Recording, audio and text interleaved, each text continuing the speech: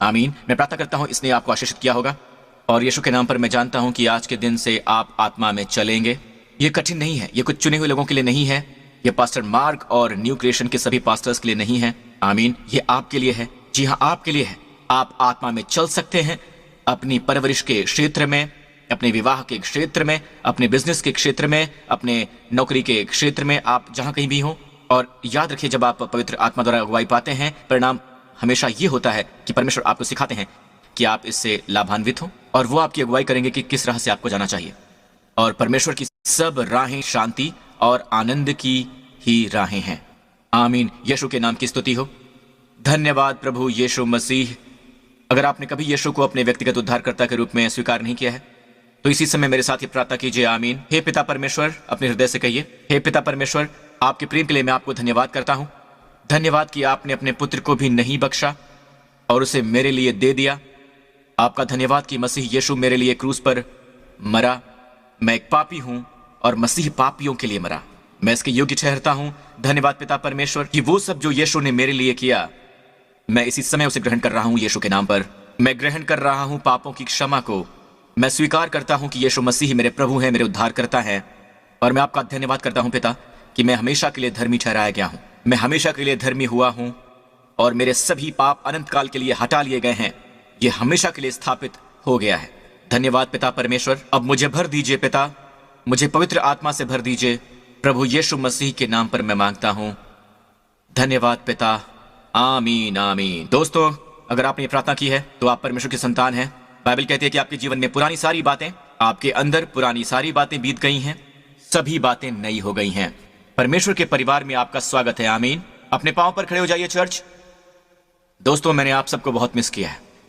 मैंने कितनी बार ये कामना किया है कि मैं कब फुल कैपेसिटी से ये जगह भर पाऊंगा, पुराने वक्तों की तरह, क्योंकि मुझे आपकी आंखों में देखना बहुत पसंद है।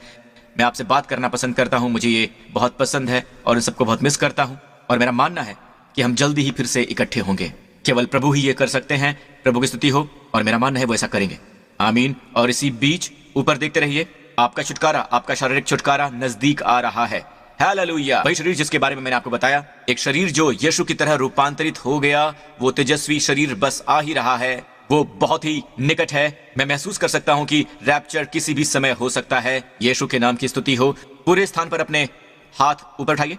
इस आने वाले सप्ताह प्रभु आपको और आपके परिवार को आशीष दें और परमेश्वर आपको सलामत रखें। वो सलामत रखें आपको और आपके प्रियजनों को कोविड-19 के वायरस से, हर एक रोग से, हर एक बुराई से, हर हानि से, हर खतरे से और शैतान की पूरी ताकत से। प्रभु अपना मुखमंडल आप पर चमकाएं और आप पर अनुग्रह करें। उनकी रोशनी, उनकी महिमा की रोशनी आप पर चमकाएं इस अंधकार के बीचों बीच। इस पूरे सप्ताह दूसरों द्वारा ये रोशनी देखी जाएगी और आप अपने जीवन पर परमेश्वर की महिमा को देखेंगे। परमेश्वर अपना मुखमंडल आप पर और आपके परिवारों पर नाजिल करें और आपको और आपके प्रियजनों को अपना शालोम और शांति प्रदान करें। यीशु के नाम पर हम दोबारा जल्दी मिलेंगे। आज देखिए जोसेफ प्रिंस के साथ। आपको पता है मुझे आप सबको देखकर कितनी खुशी होती है। मुझे लगता है जैसे कि परमेश्वर का सपना पूरा हो रहा है। जो समय से युगों पहले पिता के दिल में था, परमेश्वर के मन में आप ही थे। बाइबल कहती है कि पूर्व नियति में हमारा जन्म हुआ था कि हम यीशु की छवि के अनुरूप होने का यह सपना पूरा कर सकें। तो परमेश्वर का यह पहला सपना था जब परमेश्वर ने एक परिवार की योजना बनाई। यहां तक कि सारी सृष्टि इसी उद्देश्य की पूर्ति के लिए है। और दूसरी चीज है चर्च। चर्च के लिए परमेश्वर का सपना। आमीन। ये सब मुझसे कैसे संबंधित है पास्टर प्रिंस? कल रात मुझे अच्छी तरह से नींद नहीं आई। ये पिछला सप्ताह पूरा मेरे लिए भयानक रहा है। मेरे सामने चुनौतियों पर चुनौतियां आती ही रही थी और पिछले सप्ताह मुझे डॉक्टर से बुरी रिपोर्ट मिली थी। और ये सब कैसे परमेश्वर के मेरे सपने को प्रभावित करेगा? खैर, कई बार बड़ा शामिल होता है या शामिल है या छोटे को शामिल करता है और अक्सर छोटे को शामिल करता है। वास्तव में अनंत की तुलना में हमारी सभी जरूरतें काफी कम हैं। आमीन। जब हम परमेश्वर के उद्देश्य को समझते हैं तो हम उसमें समा जाते हैं। हम देखें हमने अपना व्यवहार कहां खो दिया है और कहां हमने अपने कंपस का पालन नहीं किया है। बिल्कुल उत्तर जो कि परमेश्वर की हमारे जीवन की योजना है। आज हम देखते हैं कि संसार परमेश्वर के आदर्श का पालन नहीं करना चाहता है।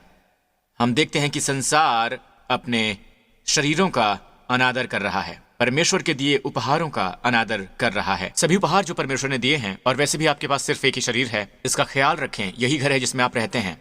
मुझे अच्छी आमीन मिल सकती है। इसलिए आज उस अनादर के कारण हम उस स्थिति में हैं जहां पर हम हैं, और परमेश्वर कभी नहीं कहता कि जब तक आप लाइन में नहीं लगते मैं आपको नहीं छूऊंगा, जब तक कि आप बदलते नहीं हैं मैं आपको चंगा नहीं करूंगा। परमेश्वर कभी ऐसा नहीं करता।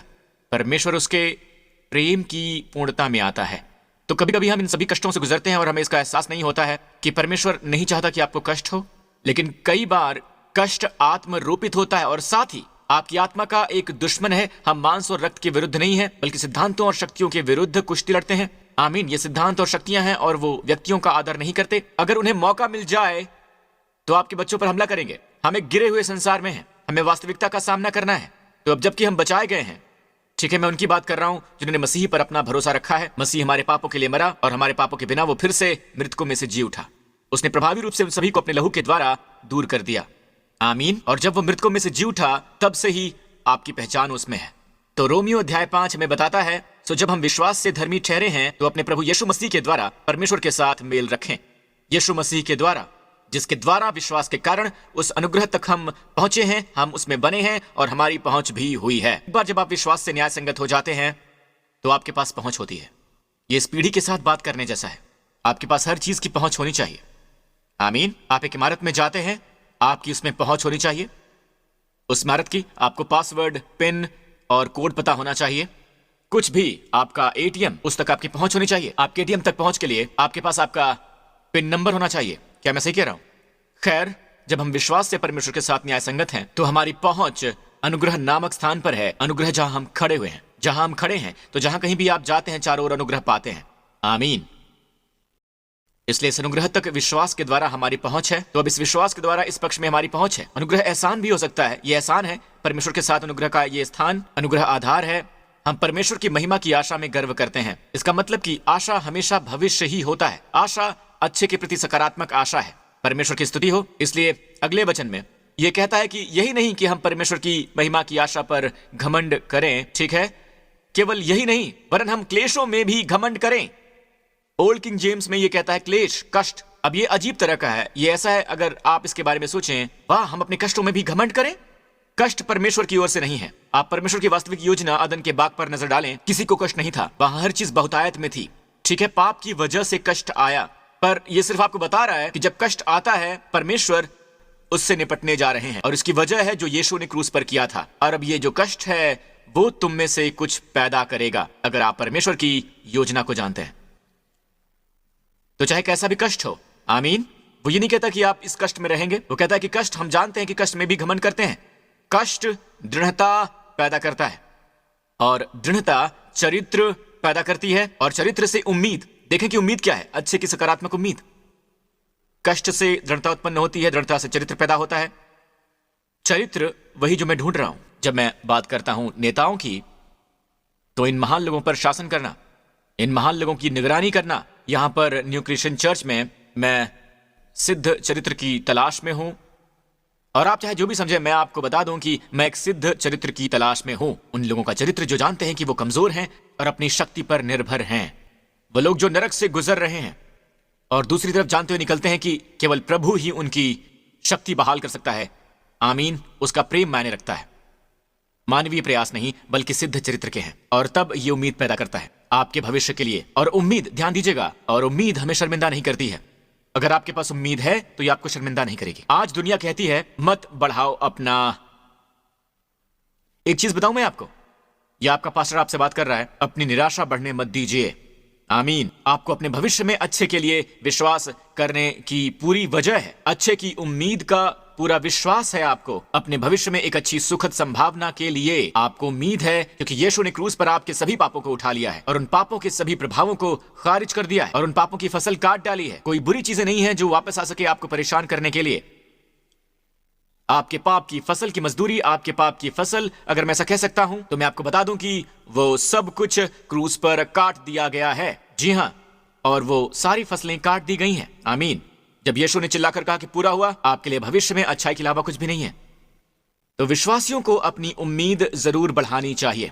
ठीक है, क्या आप लोग सुन रहे हैं दोस्तों? और ये उम्मीद बाइबल कहती है कि आपको शर्मिंदा नहीं करेगी। अगर आप शरीर से बीमार हैं तो आपको उम्मीद करनी चाहिए कि आप अच्छे हो जाएंगे। अगर आपको नशे की लत है तो आपको उम्मीद होनी चाहिए कि आप इससे बाहर निकल जाएंगे और आप इससे मुक्ति पाएंगे और पहले से कहीं ज्यादा बेहतर, ज्यादा आजाद बन जाएंगे। अगर आप उम्र में बढ़ रहे हैं तो आपको उम्मीद होनी चाहिए कि वहां ऐसे लोग हैं जो जवान और मजबूत हैं। आप अपने आप को मजबूत और अपनी उम्र से आधा का महसूस करेंगे जब आप अपनी उम्र से आधे के हैं। आमीन। आप कमजोर थे, आप हमेशा थके हुए रहते थे, आप उससे ज्यादा मजबूत बनेंगे। आपको उम्मीद होनी चाहिए।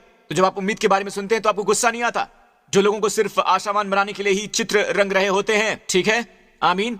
देखिए, मैं आपको बता रहा हूं कि आशाहीनता और बहुत सी ईसाइयत के प्रचारक भी हैं और हमें ज्यादा की जरूरत नहीं है, क्योंकि बाइबल उम्मीद का प्रचार करता है। जब आप बाइबल पढ़ते हैं तो आपको उम्मीद मिलती है। बाइबल कहती है कि हम पवित्र शास्त्र की शांति के द्वारा आशा और धीरज पा सकते हैं। जी हाँ, धीरज। और वहां पर एक वचन है जो कहता है कि हम पवित्र शास्त्र के द्वारा हम आशा पाते हैं। परमेश्वर आशा का परमेश्वर कहा जाता है, जो आपको देता है विश्वास और हर प्रकार का विश्वास, आनंद और शांति, ताकि आपको मिले उम्मीद। ये हमें यही बताता है। आशा का परमेश्वर आपको आशा देता है। आपका एक परमेश्वर है। ऐसा नहीं कि मुझे उम्मीद है कि ये एक दिन होगा, लेकिन आप बिना किसी शक्ति के इसे होता हुआ नहीं देखते हैं। जी नहीं, आशा का परमेश्वर आपकी उम्मीद के पीछे है। तो अगर आप उत्पीड़ित हैं, ठीक है, तो आप आजाद हो सकते हैं, पर आप कल्पना नहीं कर सकते हैं कि आजादी कैसी दिखती है। आमीन। एक आराम की शांतिपूर्ण रात कैसी होती है, कड़वाहट और क्षमा न मिलने वाली आजादी कैसी होती है, जीवन कैसा होता है, लोगों के प्रति हर समय नकारात्मक होना कैसा होता है, लोगों में हर वक्त दोष ढूंढना कैसा होता है। ठीक है, ये कैसा दिखता है पास्टर प्रिंस? बताइए मुझे। आमीन। इसे देखने के लिए सबसे पहले उम्मीद होनी चाहिए। नहीं पास्टर, बाइबल कहता है कि विश्वास बहुत महत्वपूर्ण है। बाइबल कहती है कि यीशु उस स्त्री की तरफ मुड़ा जिसने उसके कपड़े का कोना छुआ था और वो चंगी हो गई। यीशु ने कहा, तेरे विश्वास ने चंगा किया तुझे। बाइबल कहता है कि विश्वास के बिना परमेश्वर को प्रसन्न करना असंभव है। विश्वास स्वर्ग की मुद्रा की तरह है। परमेश्वर को अपना विश्वास दिखाइए, आपको जो चाहिए आपको मिल जाएगा। मैं इसे बहुत सरल करके बता रहा हूं। आमीन। जैसे कि अगर आप यूरोप जाते हैं तो आपके पास यूरो होना चाहिए। अगर आप जापान जाते हैं आपके पास येन होना चाहिए। ठीक है, और वहां पर ये आपका सिंगापुर डॉलर स्वीकार नहीं करते हैं। आमीन।